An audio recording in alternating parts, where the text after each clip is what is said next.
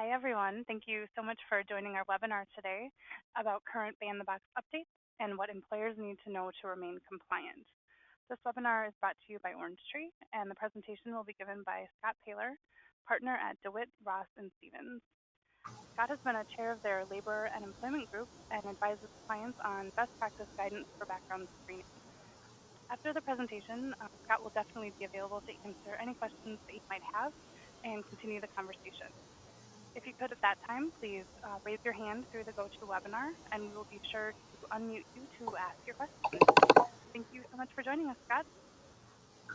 Thank you, Suzanne, and thank you everyone for taking a little time out of your day. Let's dig right in. We're in a new era when it comes to the use of criminal history information by employers. Right now, approximately 11 states and 11 cities have introduced ban the box laws as to private employers. And those ban the box laws are spreading quickly. Our research tells us that a number of other jurisdictions across the country are also considering ban the box laws as to private employers. Outside of the private employment context, approximately 100 to 125 other jurisdictions have laws that deal with public employers and governmental entities. What does ban the box mean? You hear that phrase getting tossed around a lot, but there tends to be disagreement as to what ban the box means. For purposes of this presentation, we're going to interpret ban the box laws pretty broadly. So it will refer to really one of four things that you see on your screen right now. The first thing is that ban the box laws are impacting the timing and content of criminal history questions and background checks. The old school way of asking criminal history questions on the job application and conducting a background check whenever you want have really gone out the window under the new ban the box regime. Second thing is ban the box laws are impacting what criminal offenses can be considered. You know, it used to be that employers really would be able to factor in just about any criminal charge or criminal conviction into the hiring decision. And the ban the box laws are changing that. A third thing we'll talk about today is how ban the box laws are impacting the employer's decision-making process. States and municipalities are introducing laws that suggest that employers may have to go through a more complicated or a more step-laden process than they have in the past. You know, it used to be that employer might receive a background screening report, look quickly, page through it, say, oh, yep, there's a conviction, that person's out, right?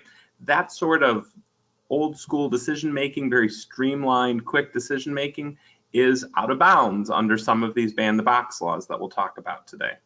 And the fourth thing is that these ban the box laws are impacting the information that employers need to pass along to candidates during the application process. You know, it used to be that an employer might be able to make a criminal history decision and exclude a candidate, and at most send out a very basic letter under the Fair Credit Reporting Act.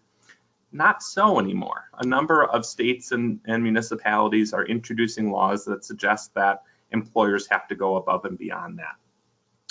One of the challenges facing employers, particularly employers that have a presence in a variety of different states and jurisdictions, is figuring out where these ban the box laws apply.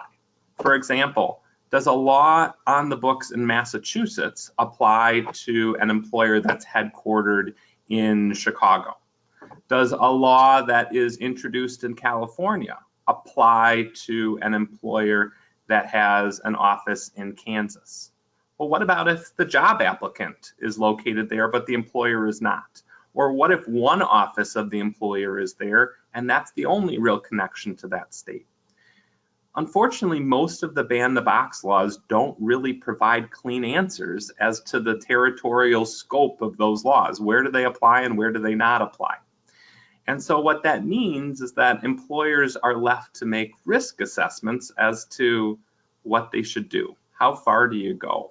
Do you take the more conservative approach or a more aggressive approach? Do you take a more wait and see approach or act now and adjust later? Those are the types of questions that employers are facing today. So what's the current status? What's the big picture status for ban the box? We have a series of patchwork laws across the United States. If you were to pull out a geographic map of the United States, you would see that many of these ban-the-box laws are located in politically blue states and politically blue cities. Not terribly surprising, since there tends to be a little bit more of an interest or an effort to reintegrate offenders in blue states and blue cities than in other parts of the country.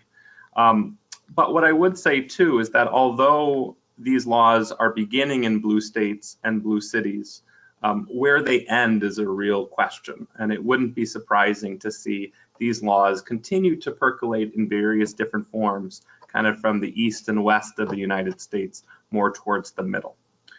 In terms of options for employers today, I can tell you that we work with many employers that take many different approaches as to ban the box. Some are really aggressively addressing background screening and criminal history practices with an eye towards complying with the most aggressive ban the box laws. So in New York and California, for example, we see laws that go way beyond what we see in other parts of the country. And so we have some employers, particularly ones that have a presence in California or New York or receive a number of applicants in those jurisdictions, taking kind of an across the board mentality and saying they're going to introduce a set of background screening and criminal history decision procedures that are designed to comply with those laws, even when those laws may not be in play. The idea is to have one set of procedures for all applicants around the country and not have to make case-by-case adjustments.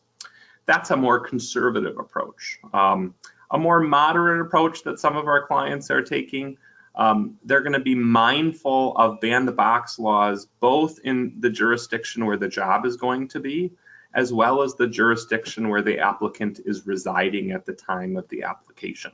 Because those are the two spots where an applicant has the best argument that they are operating under the coverage or under the protection of that particular set of laws.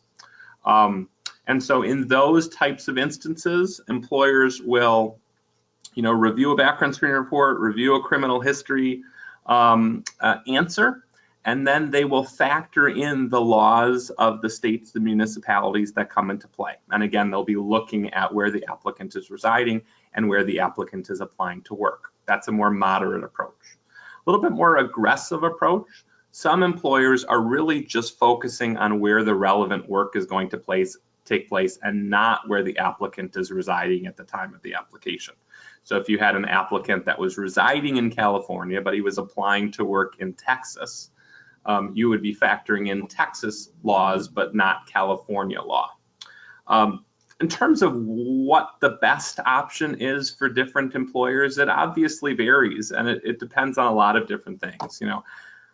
Where is your primary location? If your primary location is in California or New York or Pennsylvania, Wisconsin, where I am, in San Francisco, Seattle, some of the jurisdictions that have been a little bit more aggressive about this, then it may be that you want to take a more conservative approach.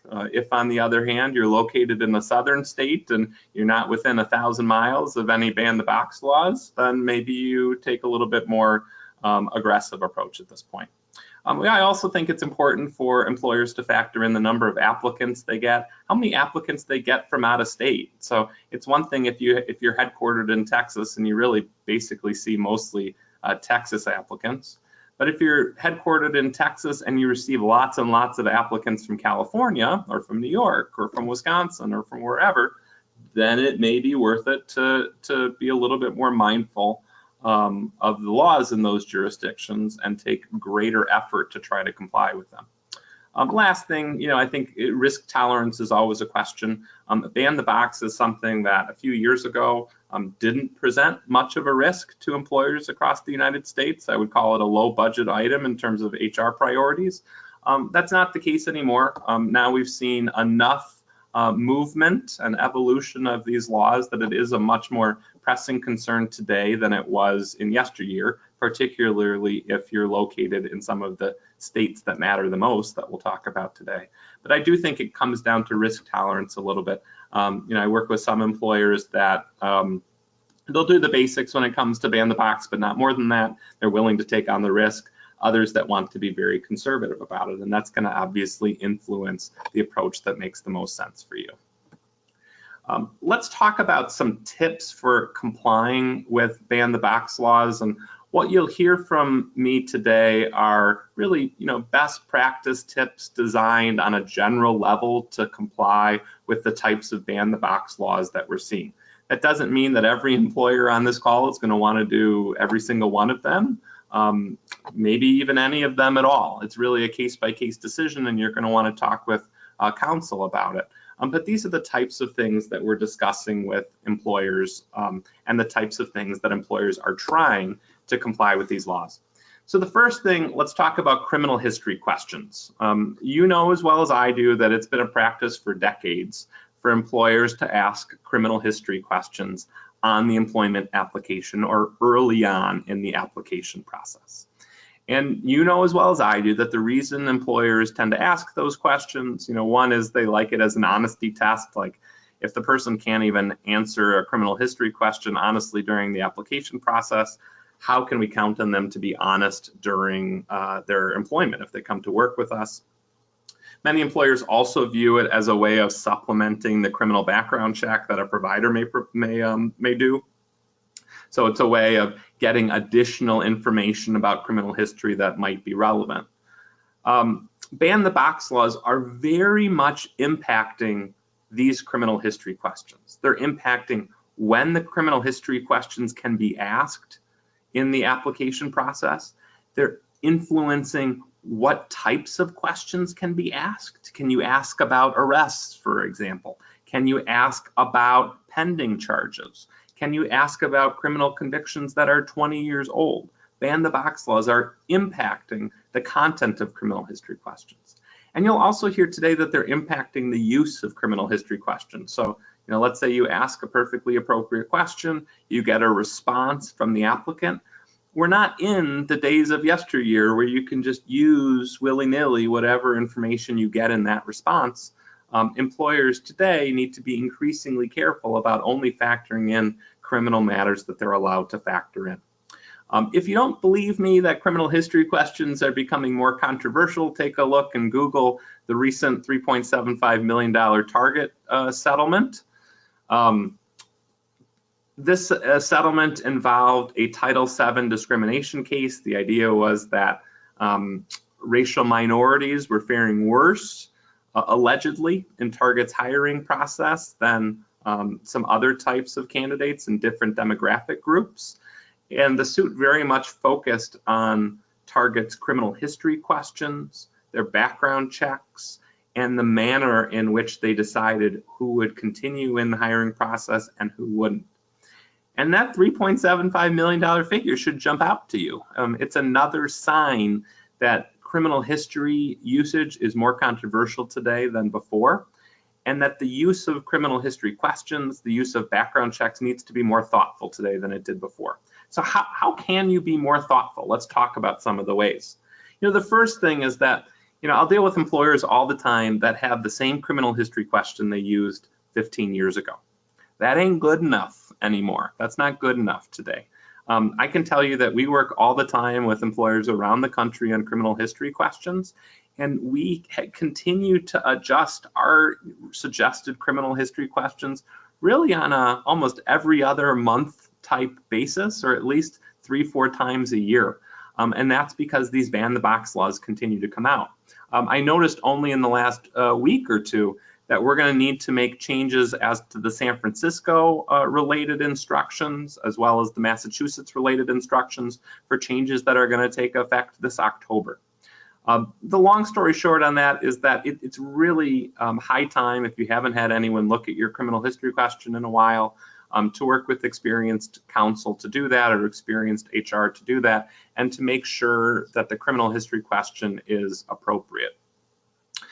Second thing, most employers are now backing off of the idea of asking a criminal history question on the job application. I realize that there are certain southern states, for example, and even some Midwest states where you can still get away with that.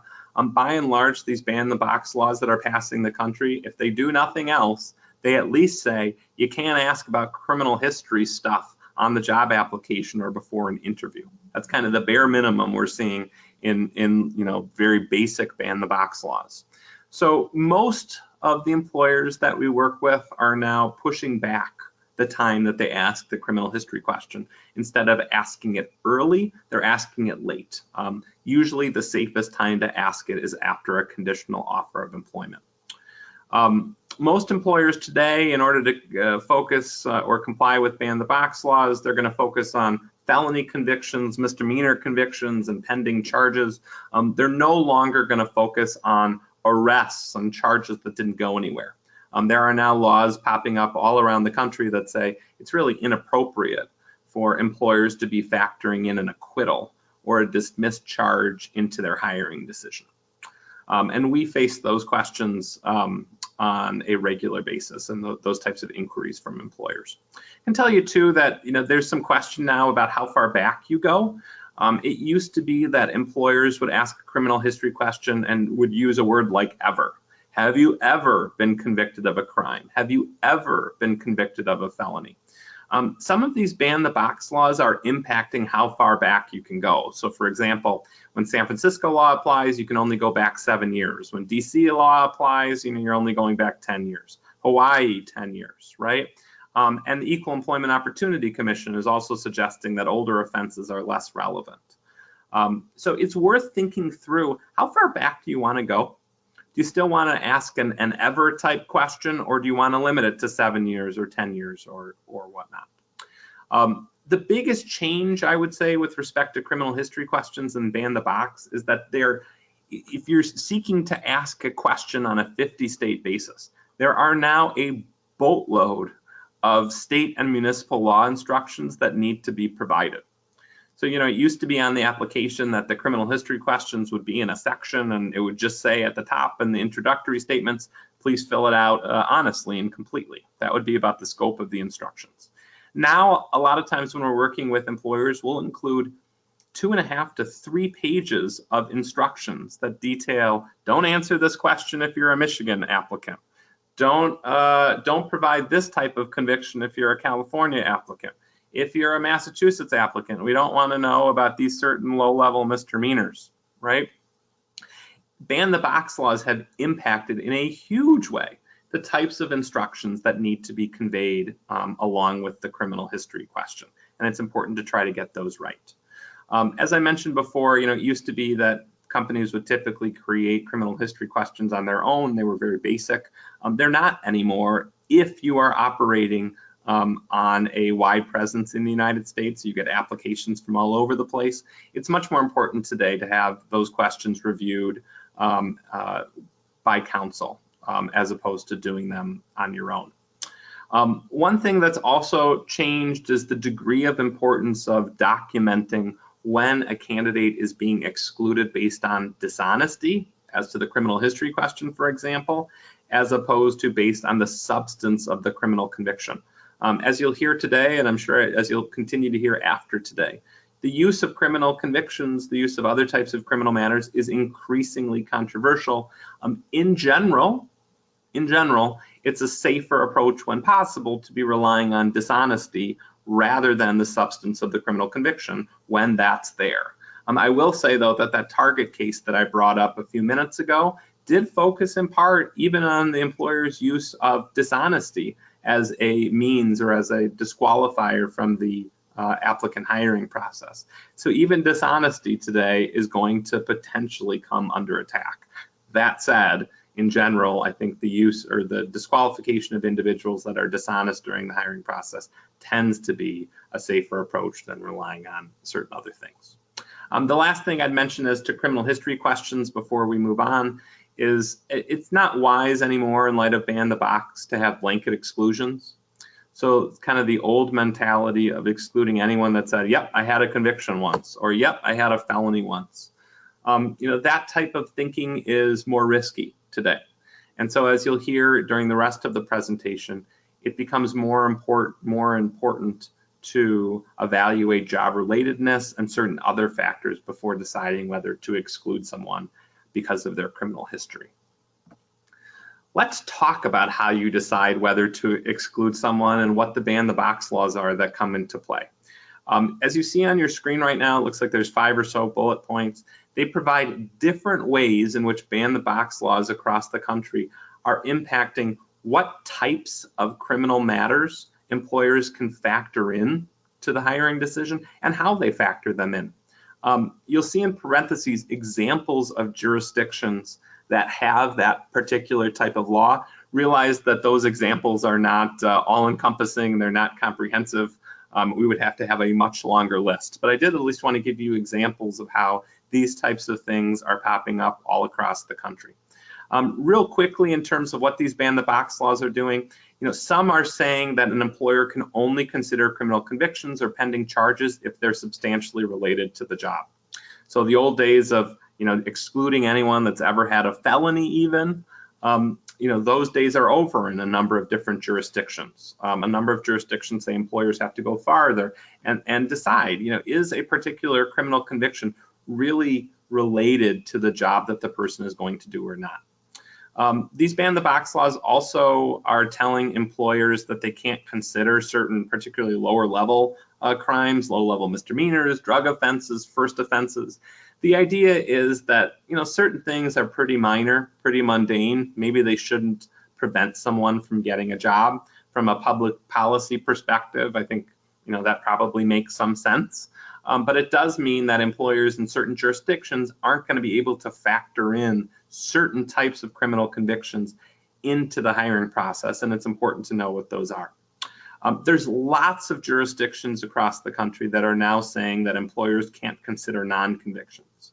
So going back to the examples I gave 5 or 10 minutes ago, if someone had a charge, let's say it was even severe, it was murder, but the charge was dismissed, or they had a murder charge, but they were ultimately acquitted of it. Under most of these ban the box laws, employers are no longer permitted to consider those non-convictions, those charges that ultimately did not result in some sort of finding of guilt. There's also a number of ban the box laws that are now saying, wait a second, employers can't consider 20-year-old or 30-year-old or 40-year-old offenses. They should only be factoring in the new stuff. Because when a criminal conviction is relatively recent, there's some reason to believe that maybe that could be relevant to the job or impact the person's ability to do the job. It's totally different if it's an age-old offense. And the EEOC has said much the same thing. What you see on your screen are examples of jurisdictions that have made an effort to curtail how far back employers can go when it comes to criminal matters. Madison, where I happen to be talking to you from this morning, has the most aggressive one. In Madison, you can only go back 3 years. Yes, 3 years. In most other jurisdictions across the country that are popping up, it's more like 7 or 10 years. The last thing I'd mention in terms of the ban the box laws, and then we'll talk about some best practices. Some of these ban the box laws require an individualized assessment. So not only do you have to evaluate, is a particular crime job related, you have to take a second step. And the second step is really to evaluate certain factors or to ask certain questions that are designed to see whether the person really presents as much risk as they might appear from the face of a background screening report or from the answer to a criminal history question. The idea is you're supposed to ask certain questions to see if the person has kind of grown up and matured and become less risky since the time of the crime. California, and particularly San Francisco and Los Angeles, have individualized assessment requirements. New York does, New York City does. A number of jurisdictions are now starting to build this in. A few best practice pointers. I'm going to go through the biggest ones. The first, again, is the idea of having a blanket policy. If you have any sort of conviction or felony, that you're out. That's a much more risky practice today. And if that is your mentality, at minimum, it's probably no longer a good idea to have that in writing. Second thing I would say is that I don't see many employers still that have a background screening policy or a criminal history decision-making policy. It's more important today to have that sort of policy than it was 5 or 10 years ago. That sort of policy can be used by an employer to prove that to the extent that it made a mistake, it was only a negligent mistake, not a willful mistake, it can be used to contain the damages a little bit. It can also potentially help to get a local, state, or federal governmental authority off of your back and get the investigations curtailed a little bit faster. It's no longer a good idea to be focusing on arrests that did not result in convictions or acquittals or dismissed charges. From my perspective, when I'm talking to employers about this type of thing, I'm encouraging them to at most consider pending charges, but not the ones that didn't go anywhere. Really across the country, if you're looking for a kind of a single one-size-fits-all policy, the best idea is to evaluate whether a criminal conviction or pending charge is job-related, and also to know those state law rules of thumb that I mentioned. As I pointed out a few moments ago, Massachusetts has its own rules, and California and Wisconsin and New York, all of these jurisdictions tend to have their own way of thinking through these things. And so to the extent that you do operate in a material way in a jurisdiction that has a real ban-the-box law, it's worth doing some digging or working with counsel to do some digging to know kind of the general rules of thumb. What's going to get you in trouble and what may not, and where are the gray areas. It's worth considering today doing an individualized assessment. That's kind of those questions designed to figure out if the person has grown since the time of the crime. That's a good idea for a few reasons. One is we have an increasing number of jurisdictions that are requiring it. The other thing I'd say is that the EEOC is huge on individualized assessments, and in my experience, when employers have a policy of doing an individualized assessment, they tend to get out from under those EEOC investigations a little bit quicker. In my experience, these individualized assessments don't need to unduly disrupt the hiring process. Usually there are ways to create some paper with some questions and do things pretty efficiently, often in concert with the pre-adverse action and post-adverse action letter. Take some caution with criminal history matrices. These matrices, a lot of big employers, medium-sized employers used to have matrices that said something like, if the person was convicted of assault, then exclude. If the person was convicted of murder, then exclude. Although murder is probably not the best example, some of the crimes identified on matrices tend to be less job-related than others. And having a matrix that says, in all circumstances, we will do this, and making it black and white, number one, opens the possibility for class actions because it's a systemic issue. And number two, it's out of keeping with many of these ban-the-box laws that require a more detailed assessment. If you have a real connection to California, New York, Pennsylvania, Massachusetts, and Wisconsin, or San Francisco, particularly if you have a real connection to those states, take ban-the-box seriously. In terms of the complaints that we're seeing, the lawsuits, administrative actions, those are the jurisdictions that we are seeing the most heat right now. And the last thing I'd mention is that these ban-the-box laws are changing rapidly, and more laws are coming out every day that impact what employers can and cannot do. And so it's important to begin to develop resources, to begin to work with counsel that have a sense of these things so that you can get the advice that you need. Last thing we wanted to talk about today, and then I'm happy to answer any questions that you might have, relates to adverse action letters. So hopefully the notion of an adverse action letter is familiar to you. If you're using a background screening company, it should be familiar to you. The federal law that governs background screening procedures, called the Fair Credit Reporting Act, FCRA, says that employers must give specific notices both before and after taking adverse action based in part or in whole on a background screening report. Hopefully that part you know and are familiar with. The part you may be less familiar with is that state laws are increasingly impacting what content needs to be included with those adverse action letters. I put some examples on your screen. New York City and Los Angeles are big ones, but they're not the only ones. Seattle and Philadelphia, California as a state, a number of other jurisdictions, Austin, Texas, for example, various places in Maryland, require that employers provide additional information if they're going to exclude someone based in part or whole on a background screening report, particularly when it's based on criminal history information. So it used to be when we worked with employers on adverse action letters, they would really use the same rote letters over and over again. They were usually half to 3/4 of a page. It said the same thing for one applicant that it did to the next. What's changed under these ban the box laws is that more and more customized content is required. And so what we're certainly encouraging employers to be mindful of is that there are a number of states and municipalities that require extra things when it comes to the pre and post adverse action letter, and either to have a really good set of sample materials that you can count on, or to be able to reach out to a resource or counsel when you have a background screening criminal history exclusion coming up to figure out whether there is additional information that needs to be inserted into the adverse action letter. A few additional background screening or best practice pointers. If you are using your background screening company to send out adverse action notices on your behalf, realize that in this age of ban the box, it is much more complicated and communication is at a premium, right? So just as I mentioned a few moments ago that more customized content is needed, well, background screening companies aren't going to be in position to answer those questions, to provide that customized content.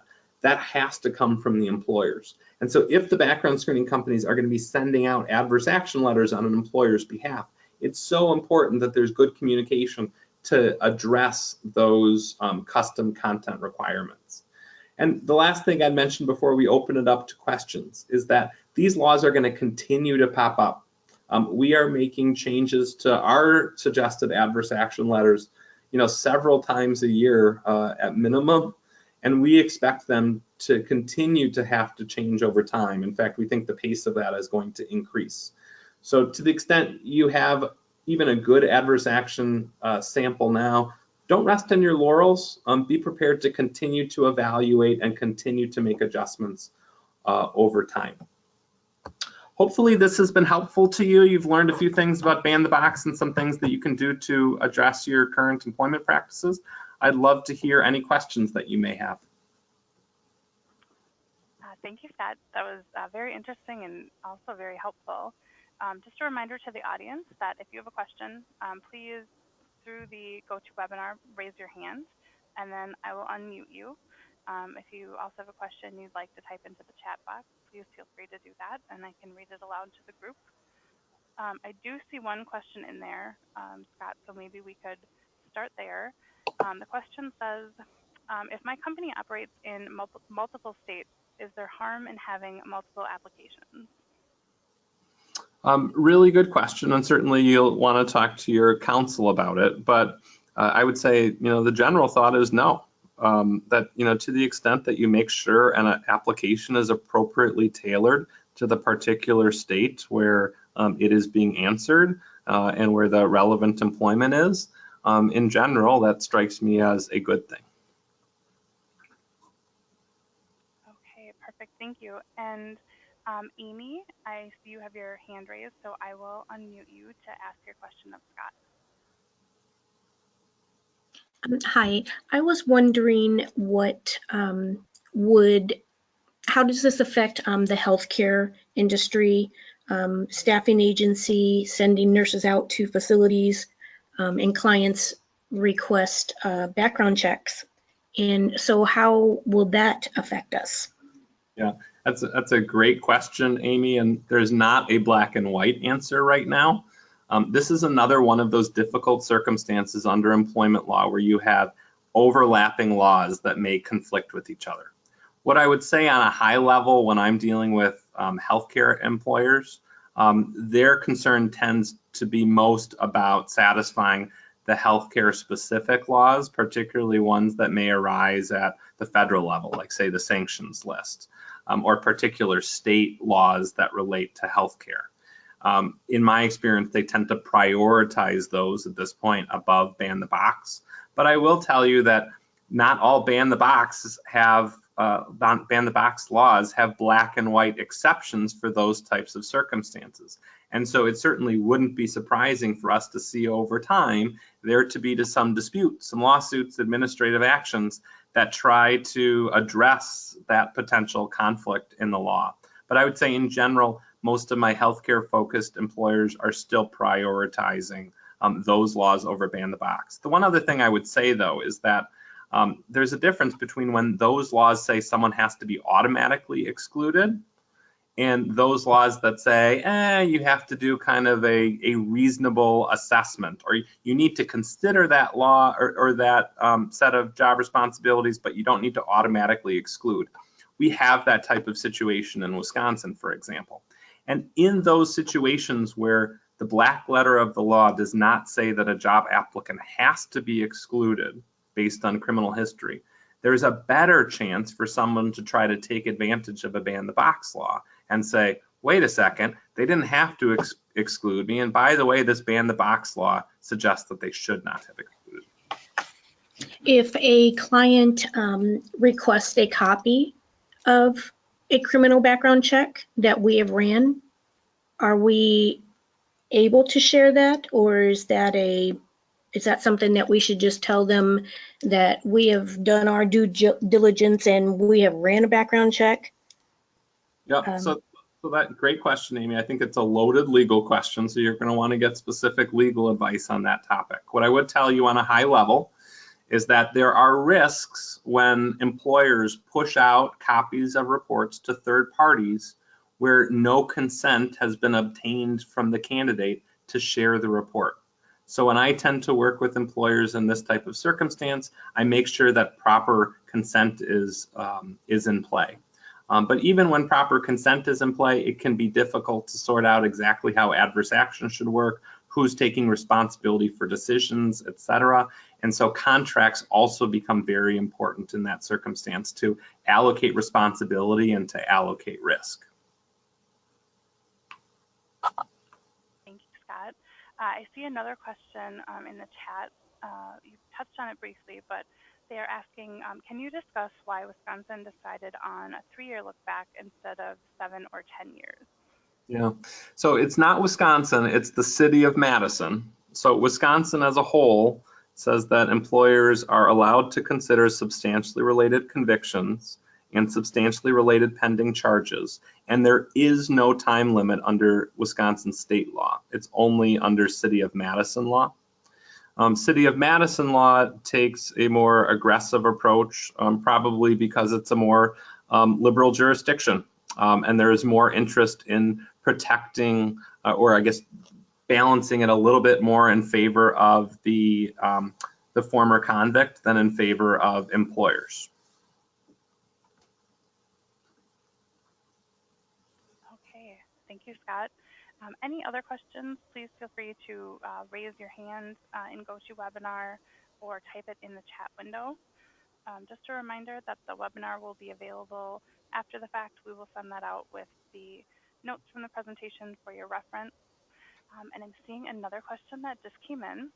It says, if a candidate discloses a conviction 20 years back and it is a felony or job related, and it is felony or job related, but that conviction did not show up on the background check, can the employer still consider the job relatedness of the conviction?